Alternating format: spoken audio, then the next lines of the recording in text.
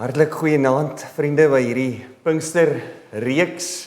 Dis heerlik om julle almal vanaand hier te sien en dis my gebed dat ons regtig in hierdie week meer van die Heilige Gees, eintlik net meer van God sal leer en regtig nader aan hom sal groei. Tydens Pinkster gebeur wat die woord van die Here beloof het. In daardie dae sal ek my gees uitstort op alle mense. Julle jong mense sal gesigte sien, julle ouer mense sal drome droom. Wanneer Jesus opstaan uit die dood en die eerste keer aan sy disippels verskyn, dan blaas hy oor hulle en sê vir hulle, ontvang die Heilige Gees. Wanneer Jesus, voordat hy opvaar na die hemel, vir sy disippels geskenke uitdeel, dan sê hy, wag in die stad, totdat julle met krag van bo toegerus is. En dan lees ons dat die disippels vol blydskap en in aanbidding teruggaan na die stad en wag op die gawe van bo. Maar het hulle dalk reeds die Heilige Gees? Want hulle gaan in die tempel in en hulle praat met mekaar oor alles wat gebeur het, oor die skrifte en alles wat in die skrifte gesê is oor Jesus. Die Heilige Gees is reeds in hulle harte werksaam. Hulle is nie meer bang nie. Hulle is nie meer verskrik nie. Hulle getuig. Hulle loof die Here. Hulle praat oor alles wat Jesus vir hulle gesê het. Mag ons, as die kerk van die Here Jesus, ook so die krag van die Gees ervaar elke dag, as ons meer en meer bewus van hom lewe. Moenie van Jerusalem af weggaan nie, maar bly wag op die Heilige Gees. Moenie weggaan uit die teenwoordigheid van die Here nie, maar bly wag, bly bewus, bly afhanklik van die Heilige Gees. Mag ons sy genade en sy vrede en sy liefde ervaar. In die naam van die Vader en die Seun en die Heilige Gees. Amen. Kom ons bid saam. Here, dit is so voorreg dat dit weer Pinkstertyd is. Here, 'n wonderlike en 'n besonderse tyd van die jaar tussen u hemelvaart en die uitstorting van u Gees, en dat ons in hierdie tyd kan moeite doen. Ja, Here, om regtig moeite te doen om nader aan u te beweeg en te sê, Here, help ons deur die krag van die Gees om meer te verstaan van wat dit beteken om onder die leiding van die Heilige Gees te lewe elke dag. Wat beteken dit in ons dag tot dag lewe dat ons afhanklik is van u, o Heilige Gees?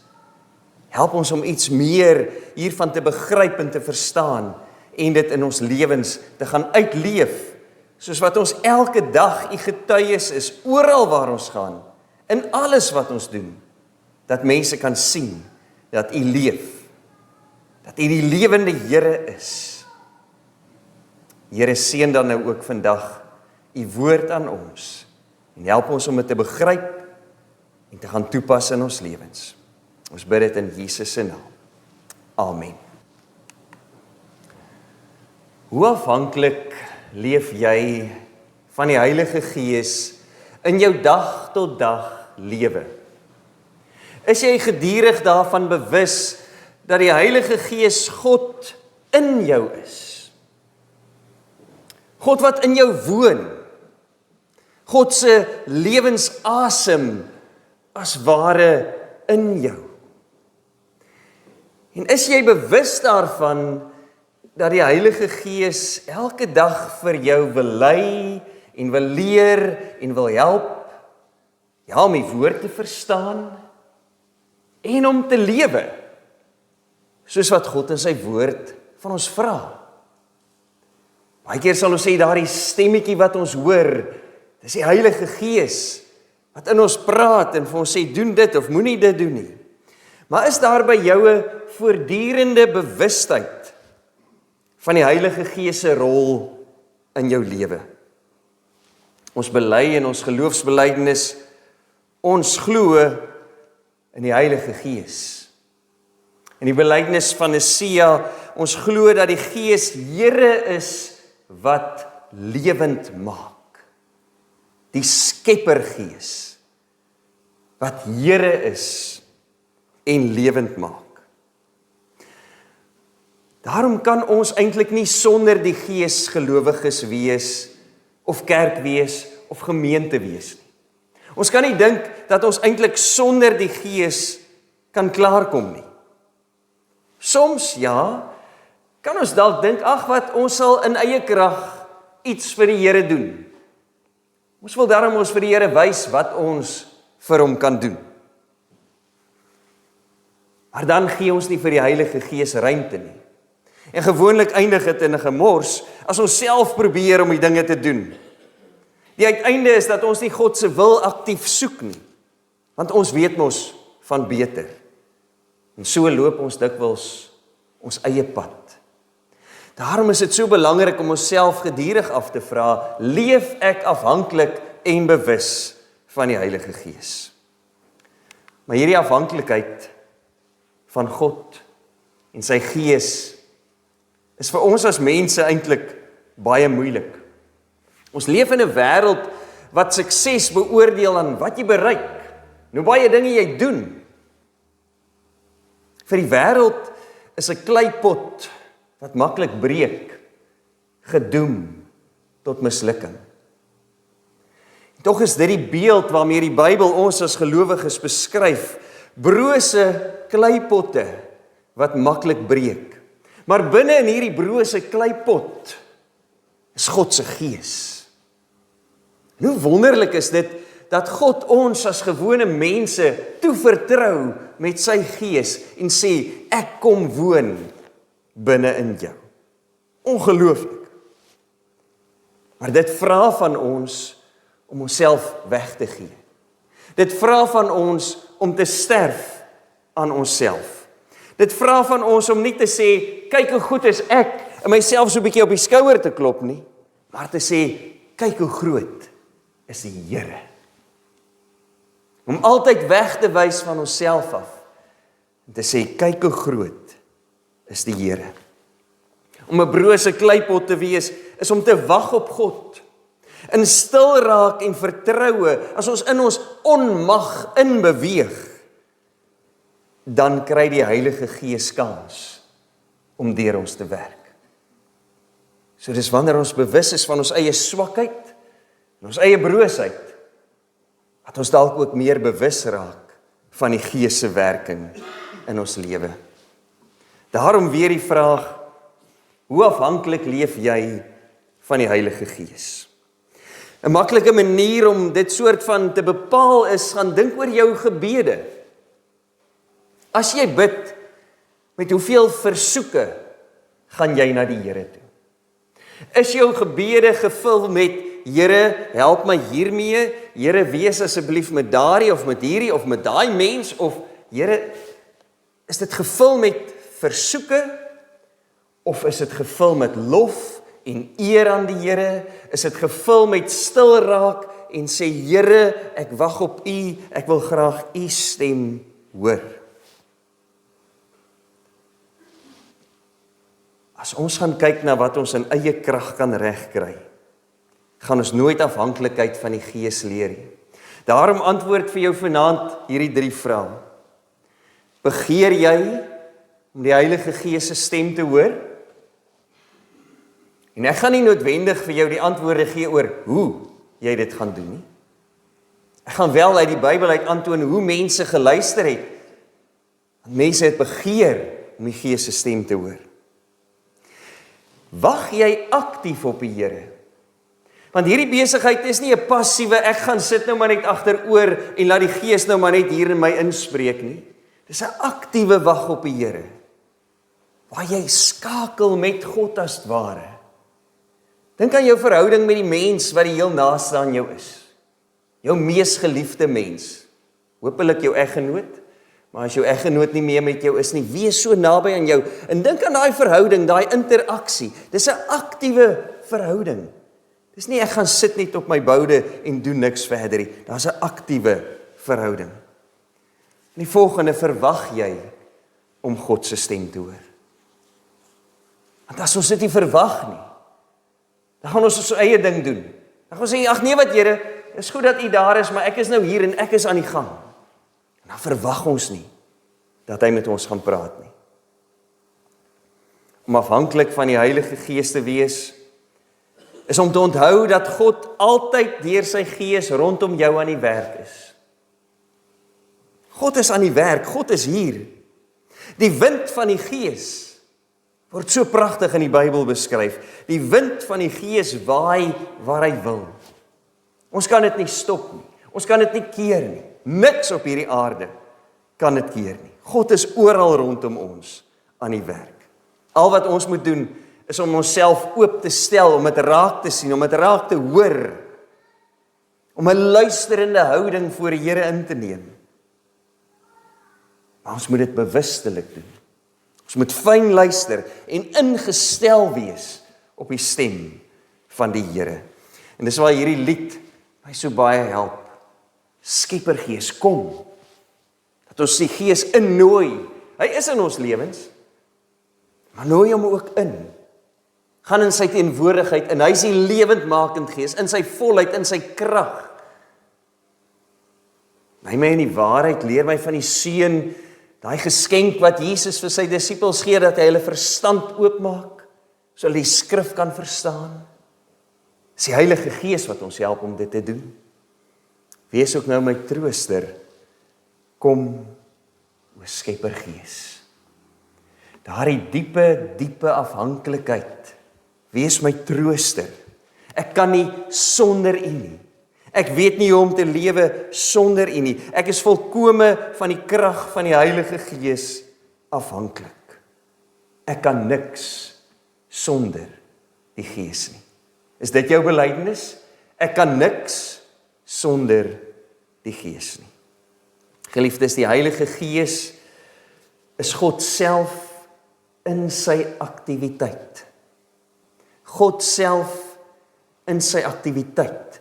Dis hy wat deur jou werk en dinge doen. Dis God self in sy krag. Dis hy wat jou die krag gee om vir hom te lewe. God self in sy skepende en vernuwende werksaamheid. Ons gaan vanaand 4 skrifgedeeltes uit Handelinge saam lees.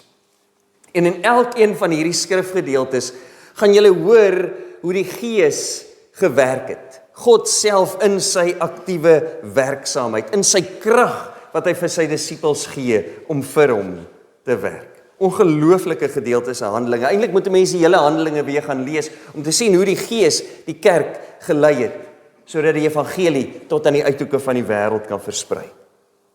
Die eerste teks is Handelinge hoofstuk 8 vanaf vers 26. 'n Engel van die Here het vir Filippus gesê, interessant hoe die Gees en 'n engel hier afwisselend optree. 'n Engel het vir Filippus gesê, maak gereed en gaan na die suide met die pad wat van Jerusalem afwaarts loop na Gaza. Dit is 'n verlate pad. Nou sal Filippus sekerlik dink, hoekom moet ek na daai pad toe gaan? Daar is niemand nie. Wat help het ek gaan so intoe en is nog gevaarlik. Al wie ek daar gaan vind is diewe en rowers. 'n Verlate pad. Maar hy het toe gereed gemaak en vertrek. En kyk, daar was 'n man van Ethiopië, 'n enig, wat beteken 'n ontmande, 'n hoë amptenaar van die Kandake, die koningin van die Ethiopiërs, wat in beheer van haar hele skatkis was. So hierdie persoon was regtig 'n baie belangrike persoon. Hy's in die beheer van die koningin van Ethiopië se geldsake. En hy het na Jerusalem gegaan om te aanbid. Waarskynlik was hy 'n Jood wat iewers die Jodendom aangeneem het. Nou was hy op pad terug en het op sy wa die profeet Jesaja gesit en lees. Toe sê die Gees vir Filippus, gaan nader en bly by daardie wa. Toe sê die Gees vir Filippus, wat is die uiteinde? Die uiteinde is dat Filippus saam met die Ethiopiër op sy wa klim, die skrif vir hom uitlê. Hierdie Ethiopiër kom tot bekering en word gedoop en gaan terug na Ethiopië. En die kerk in Ethiopië is van die oudste kerke in Afrika. Wonderlik, tot vandag toe is hierdie Ethiopiërs se nalatenskap in Ethiopië te vind. Handelinge 13.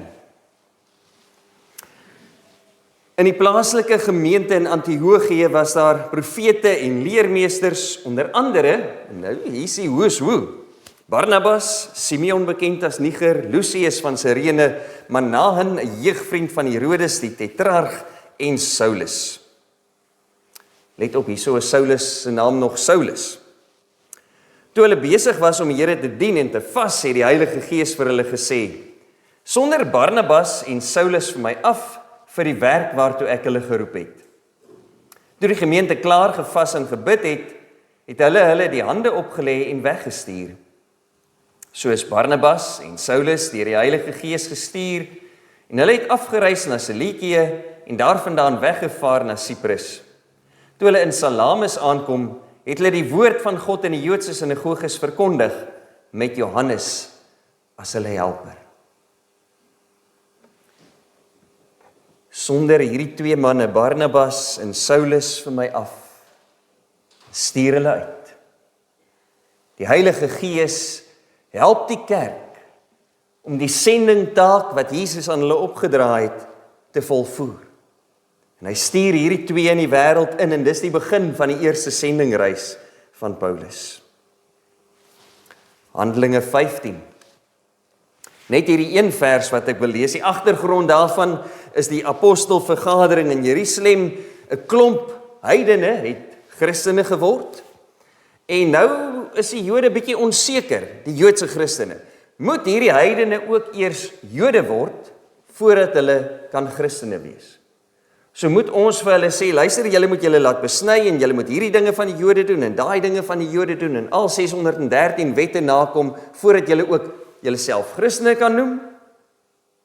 By ou ene maak hulle die besluit by daardie vergadering.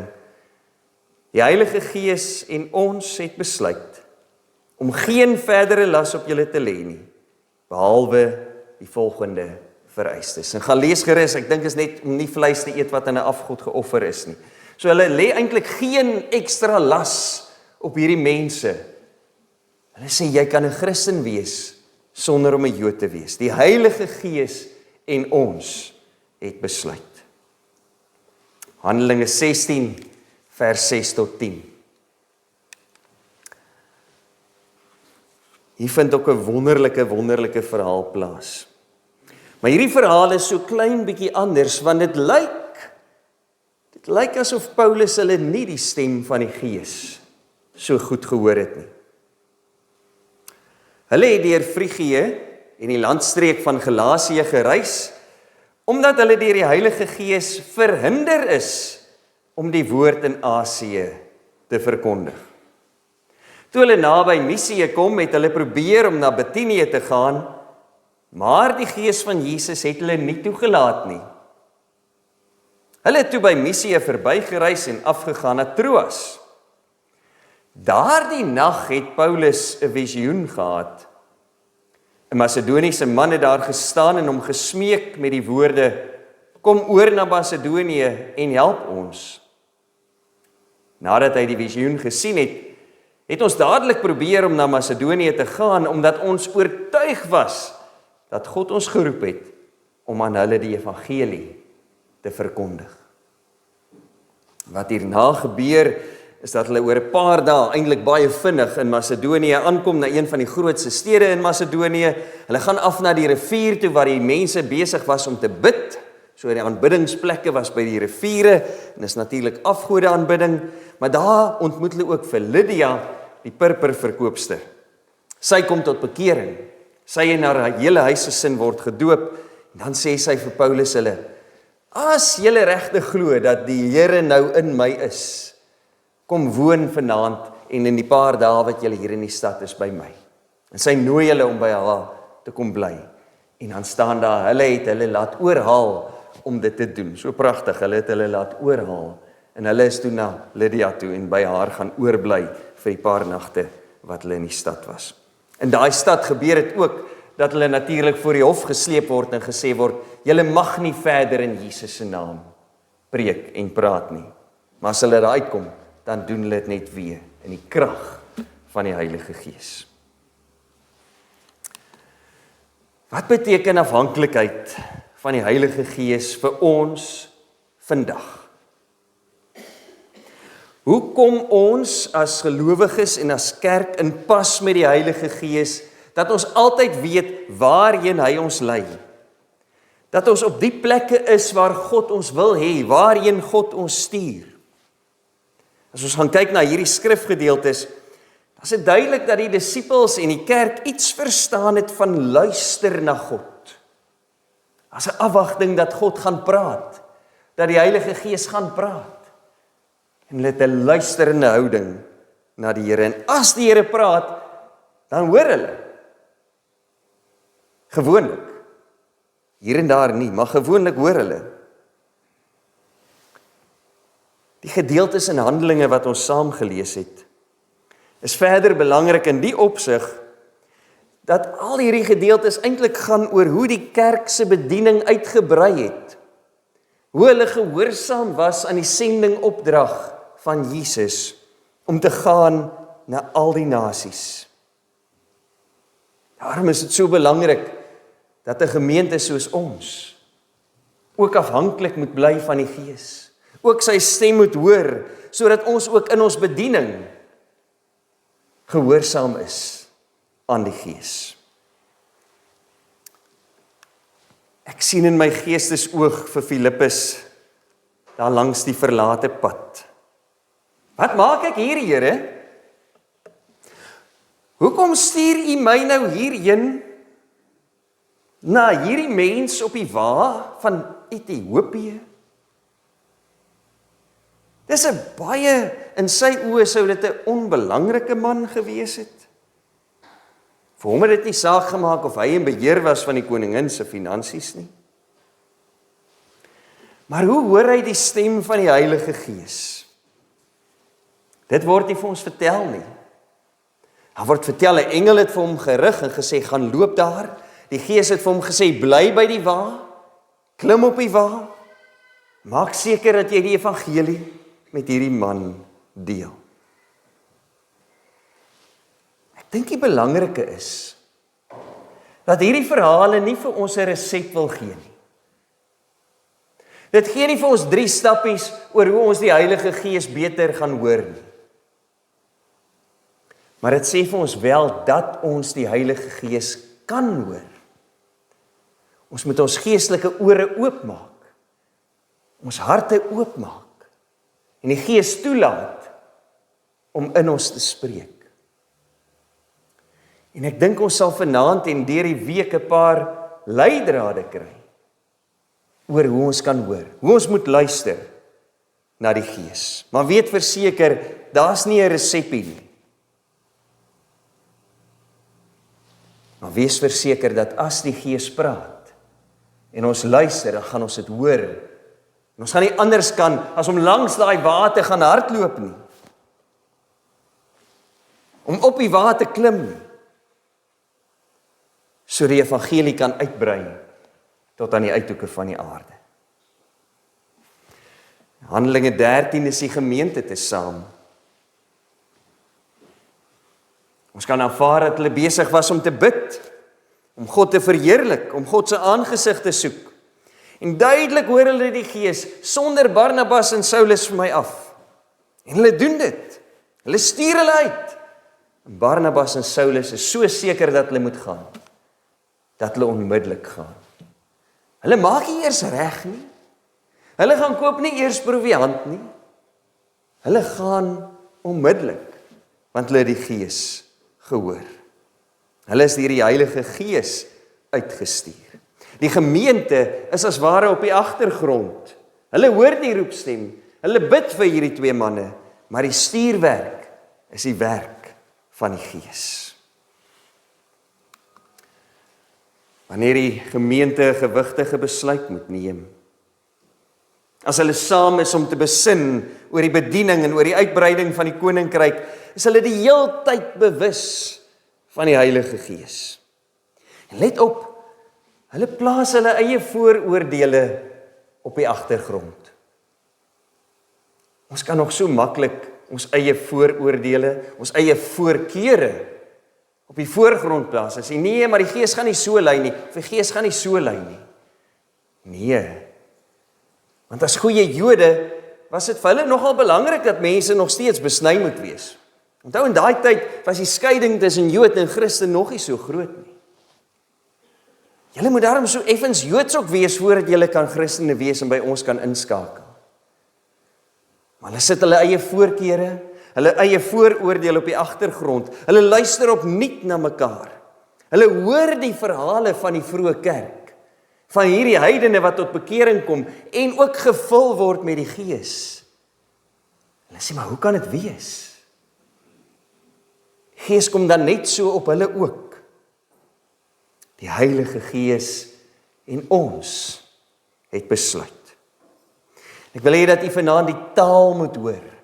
En dit is so belangrik, hierdie taal wat ons as mense op die agtergrond skuif en die Heilige Gees op die voorgrond bring. Dis afhanklik van die Gees. Ek self in my eie vooroordele en voorkeure skuif na die agtergrond. Hoe sal ons besluite lyk as gemeente, maar ook as persoonlik? Hoe sal ons besluite lyk? As ons altyd sê die Heilige Gees en ons het besluit. En dan dalk die verhaal wat so klein bietjie meer ontstellend is. Het Paulus hulle dalk vergeet om na die Gees te luister? Het Paulus hulle dalk gedink, maar ag, ons weet wat ons doen. En daai mense in Asië, hulle het ook mos nou hierdie woord nodig. Kom ons gaan soontoe. Kom ons gaan soontoe. Kom ons gaan soontoe. En elke keer die Heilige Gees hulle.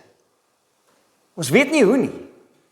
Ons weet nie wat veroorsaak het dat hulle nie by daai plekke kon uitkom nie, dat hulle gestop is. Ons lees net dat hulle verhinder is om te gaan. En dan is dit asof die Here op 'n besondere manier moet ingryp. Dat hy in 'n visioen aan Paulus verskyn. Ons kan sien in 'n droom, in 'n gesig. Ek het baie gewonder hieroor. Het hulle dalk vergeet? Het hulle dalk op hulle eie krag begin staatmaak? Dat hulle herwaarts en derwaarts gaan en elke keer gekeer word, voorgekeer word, gestop word, dat God op 'n besondere manier moet ingryp, sodat hulle weer kan inpas by sy wil, sodat hulle weer kan inpas kom met die Gees. En dis ook die gebed wat ons kan bid. Here, keer my voor. Keer my voor, as ek nie besig is om die Gees se wil te soek en te doen nie. Want toe daai visioen, toe Paulus daai visioen sien, toe kan hulle nie wag om na Macedonië toe te gaan nie. Ek kan nogal dink hulle het half kriewelrig begin raak oor die feit dat hulle heeltyd voorgekeer word, hulle weet nie wat om te doen nie, en nou ewe skielik, nou weet hulle weer wat om te doen. En die uiteinde is dat die evangelie uitbeer, voortstuur, meer en meer mense tot bekering kom. Geliefdes, ons sal in die oorblywende dae verder in gesprek tree met hierdie tekste. Kyk hoe ons meer afhanklik van die Heilige Gees se krag kan lewe. Ontdek hoe die Heilige Gees die kerk lei en rig en stuur, en wat dit van ons persoonlik vra om gehoorsaam aan die Heilige Gees se roepstem te leef. Die eerste leidraad, dink ek, is dat ons krag lê in stil wees en vertrou. 'n Kind van die Here se eerste gebedstaal is nie woorde nie. Ons eerste gebedstaal is nie woorde nie, maar stilte en afwagting en verwagting op die Gees. Dikwels is ons woorde 'n verduistering van wat God eintlik wil doen. En is ons woorde dit wat ons wil hê hy moet doen. Maar wanneer ons in stilte in ons onmag inbeweeg, dan sal ons ontdek daar is 'n krag wat ons meeneem wat groter is as wat ons kan bid of dink. Amen. Ek gaan vra dat ons vanaand begin met 'n oomblik van stil gebed. Ek wil hierdie aanhaling van Philip Keller vir ons lees. We are a peculiar people who somehow feel that the final measure of a person's spirituality is to be gauged by the capacity to go for God. Klink alles so mooi, né? Ons doen dit vir die Here. Ons gaan vir die Here, voluit vir die Here, go for God. On the contrary, our Father calls us to come apart and spend some time in solitude with Him. Ons krag lê in stil wees en vertrou, om in ons onmag en ons broosheid in te beweeg en weer afhanklik van die Gees te leef. Ek gaan geleentheid gee vir stil gebed en daarna sal ek vir ons afsluit.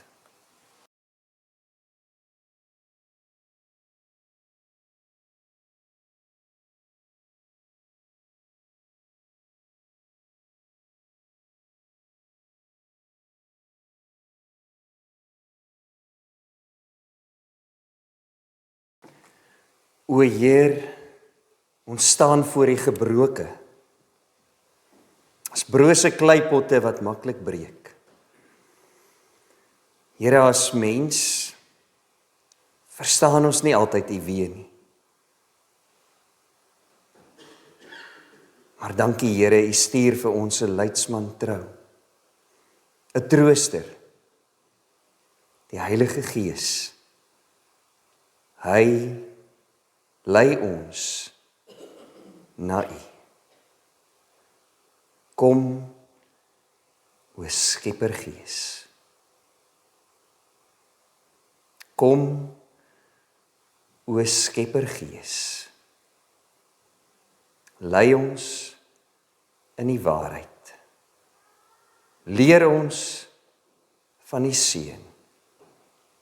Help ons om afhanklik van U te lewe. Amen. Geliefdes, ontvang die seën van die Here. Die Here sal julle seën en julle beskerm. Die Here sal tot julle redding verskyn en julle genadig wees. Die Here sal julle gebede verhoor en aan julle sy vrede gee.